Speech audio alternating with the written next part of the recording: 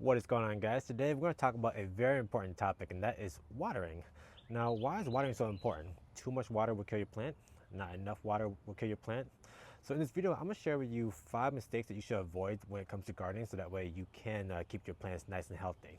Starting with the first mistake, and that is watering on a schedule. So why is watering on a schedule so bad, you say?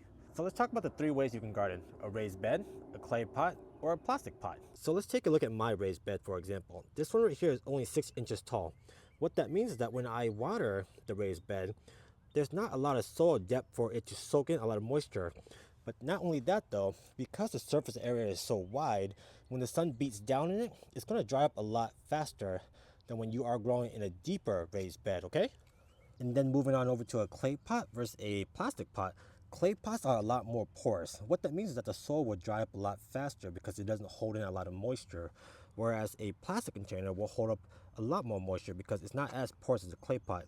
But as you can see, the depth of my raised bed versus the depth of these two, when I water deeper for these two, they're going to hold moisture a lot longer, and I will water a lot less compared to the raised bed over here because there is a lot more soil depth. So comparing these 3 right here, I would water probably once a day on the raised bed due to the depth of the soil. On the clay pot, I would water once every 2 days. And for the plastic container, I will water once every 3 days. So that's why sticking to a schedule for watering is always a mistake, because it all depends on what you're growing in, the depth of your soil, so that way you have to adjust your watering depending on what you grow in. And that's the first mistake. And now let's move on to mistake number 2, and that's not checking your soil before you water. Let me show you a very easy way on how you can do this. So we're going to take this container right here, and I'm going to show you just how easy it is to check if your soil needs watering or not. It's something called the finger method. You just take one finger, put it about 2 inches deep into your soil. Let me see if you can see this. There you go. So 2 inches, about 2 knuckles deep. Then you just take it out, feel the soil, Let the soil speak to you. Is it moist or is it dry? If it's feeling moist, you don't have to water it. The soil is probably good. Now if it's dry, then you can decide to water it. So that is the second mistake, all right, guys? Make sure you check your soil before you decide if you need to water or not. For mistake number 3, and that's not watering deep enough. The reason why you want to water deep every single time you water is that it gives the roots down in the pot or container, whatever you're growing it in, much more saturation. It needs that water. If you're going to water shallow, only the top part of your roots are going to get that nutrients it needs, and the rest of the bottom is just going to dry out.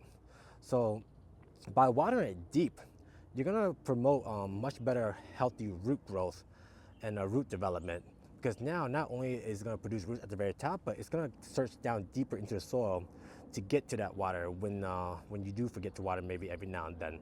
So long-term wise, you're going to have a much healthier plant.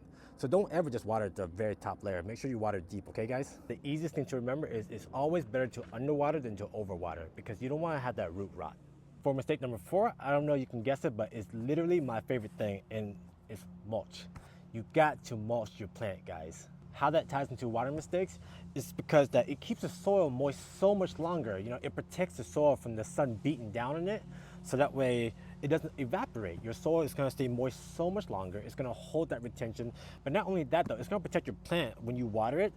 Any type of disease that's in the soil, it's not going to bounce up onto your plant, so it's going to keep it much healthier. And probably the most important thing is soil regulation, the temperature of your soil. Plants hate it when the soil skyrockets up to really, really hot or get down to really, really, really cold.